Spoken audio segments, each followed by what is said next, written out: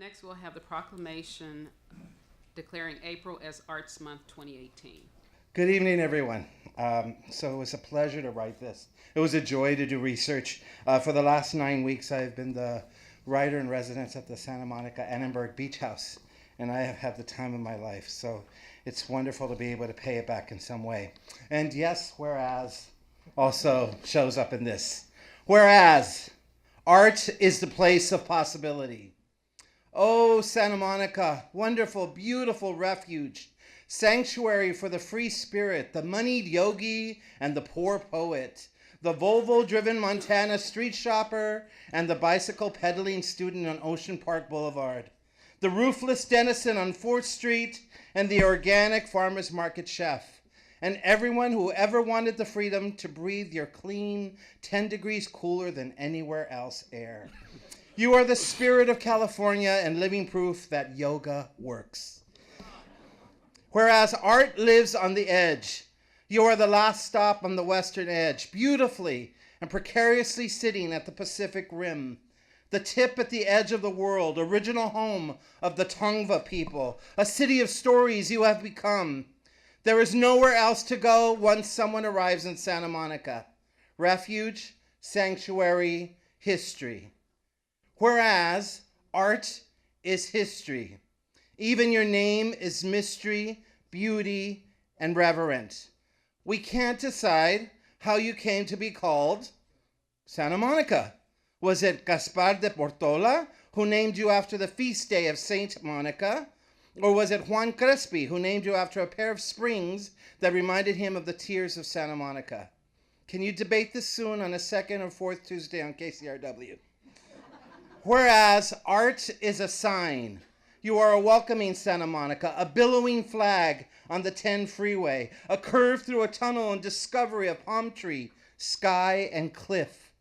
The elements of nature calling one back to our indigenous self. Whereas art is the home of artists. And to no one have you been nicer to than artists, the channelers, the interpreters, the translators of our culture. The poet, the painter, the dancer, the performance artist, the open micer, the DJ, and the folk singer on 3rd Street. You give refuge to those who give us a mirror of who we are. You gave Bertolt Brecht exile. Tennessee Williams wrestled his demons and wrote The Glass Menagerie on Ocean Avenue. Did you all know that?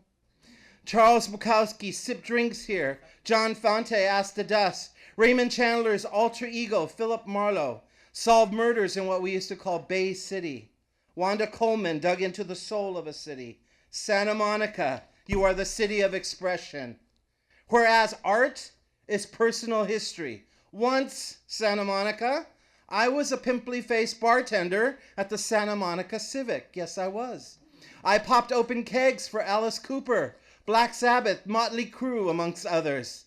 Afterward, I would walk down to the pier and dream of last stops on the big blue bus of success.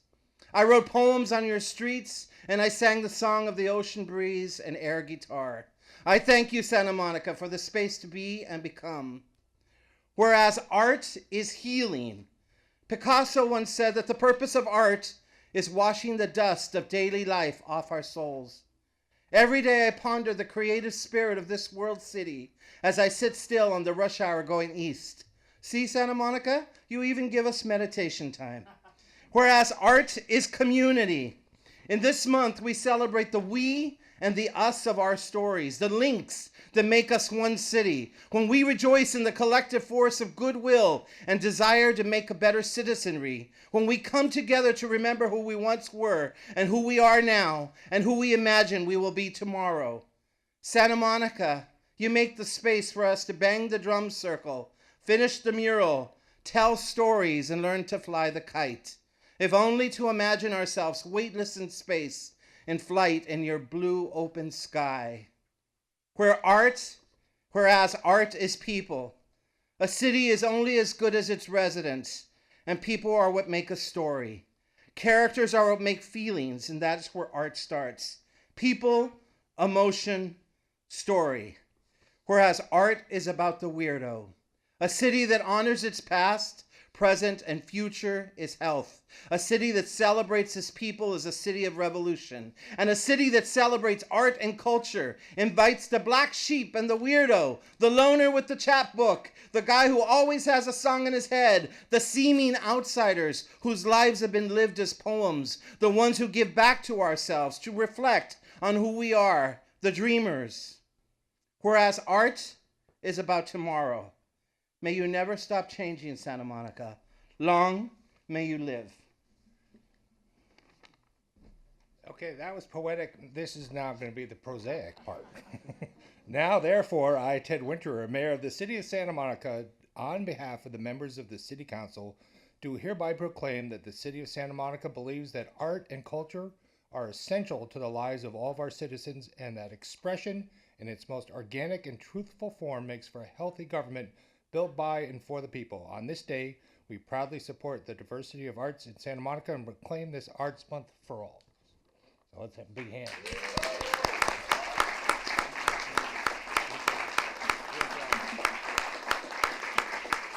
The arts build and strengthen our communities and help us see and interpret our world in new and different ways. The city's Cultural Affairs Division is very proud of its support for artists and arts organizations in Santa Monica. So tonight we thought that rather than tell you all about the wonderful things we do, we would show you the impact of some of our programs. For example, the Artists in Residence program that we have at the Beach House, as well as the Camera Obscura Art Lab. Our Artist Fellowship Grant, and our Downbeat 720 program at the Miles Playhouse, which is an open mic program for high school students. For over 16 years, Joe Hernandez-Kolsky has run this program, and he's here to tell you a little bit about it and introduce the artists. Thanks. Thank you. Good evening. How are you? It is my great pleasure to introduce to you two fantastic artists. First of all, the Santa Monica Arts Fellow, Dan Kwan, and the one and only singer-songwriter Julia Paymer, who is a senior at Santa Monica High School. I get very verklempt thinking about it because that means we're going to lose her very soon. I have been running with my partners in crime, Joshua Silverstein, DJ Jedi, Mike Riley, and Justin Yoff over at the Miles Playhouse, Downbeat 720 for over 16 years. For every second and fourth Tuesday of the month, we create a safe and supportive space for all of the high school youth in the city of Santa Monica and the city of LA at large. It's just my great pleasure to have this opportunity to continue to be reminded of how important the arts are to our kids and giving them a safe space to share it. It is with great pleasure I introduce to you to Miss Julia Paymer and Dan Kwan. All right, so he's going to be saying a poem called The Healing Blade, and I will be singing a song I wrote called Wherever I Go. And thank you guys for this opportunity, and we hope you enjoy.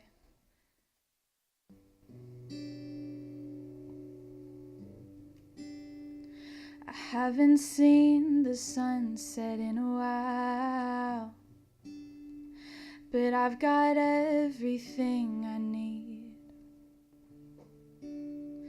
I've got a city waiting for me, and I've got people here who love me, and I've got people who adore me. I haven't seen the ocean lately. No, I haven't touched the orange sky,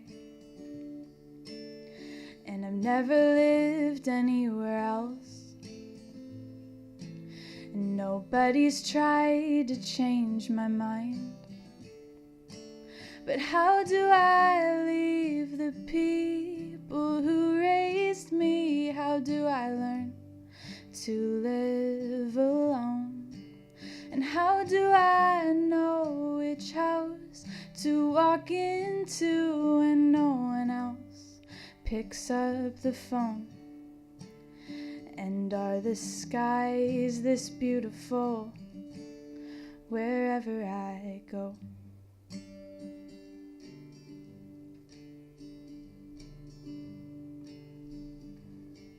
My father died September 21st, 2016. Complications from surgery. Anesthesia shut down his kidneys, and if you can't pee, you die pretty quick. Took about a week as his body slowly poisoned itself. not fun to watch. Sam Kwan died peacefully at home in his bed. But actually, I lost my father much earlier than that. By my reckoning, the defining moment came in the 8th grade. Father and son night. Spaghetti dinner with Jell-O in the school cafeteria, followed by a lame speech by a PE teacher. After dinner, I walked Dad around campus. Here's where my electric shop class is. Oh, here's my drafting class. He looks utterly bored.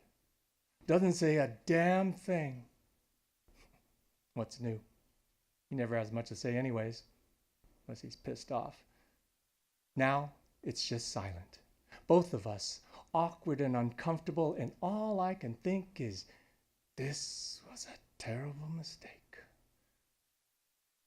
I watch other boys walking around with their dads, and I wonder, what's a father supposed to feel like? I can't remember. Flash forward a few decades or so, long enough to know better. Now in his early 80s, Dad is starting to show signs of dementia. Can't remember from 5 minutes ago. Constantly repeating himself, confused, depressed. He loses all sense of purpose. His daily mantra? I don't know what the hell I'm hanging around for. Things only go downhill from there. And it takes such a toll on his third marriage that once again divorce is the solution. February 2016. I take Dad from his beloved home in Walla Walla, Washington to come live with me in Santa Monica. I become his primary caregiver. First thing, get him off the psychiatric drugs. Next, get him into living. I do the laundry, he vacuums. I shop, he pushes the cart. I cook, he does the dishes. Sometimes he cooks too, and even though dementia makes it hard to remember recipes, his stir-fry always tastes better than mine. I drag him around to rehearsals, board meetings, performances, anything to get him out of the house and into contact with people. We bask in the late afternoon sun at Tongva Park. Watch the sunset from the Palisades. On a warm summer night, me and Dad ride the Ferris wheel under a full moon. His face beaming as bright as the moon, he turns to me and says, "Thank you for taking me in. You're a good person, and I'm not just saying that because you're my son." I reach for his hand. He's reluctant at first, but then he welcomes it. And something familiar begins to stir inside. Months go by, and the man I had learned to live in fear of smiles at me every morning. The man who could no longer embrace his son hugs me every night before bed. And then one day it hits me like a bolt of lightning. I remember, this is what a father feels like.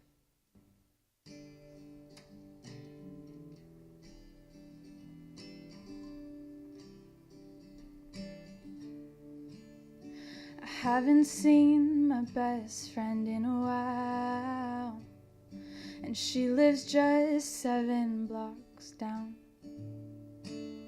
Well, I used to run way down to her house,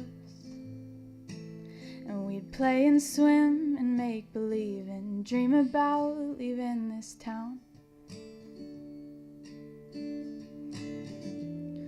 Well, I don't know if I'm scared or just losing my mind, but all I know is I am thankful that this is the town I leave behind. So maybe bye is not a fragile word, maybe it's just a see you soon. And all these moments that I hope to keep are piled up in my childhood room. And I will not forget my sacred days when everything was pink and gold.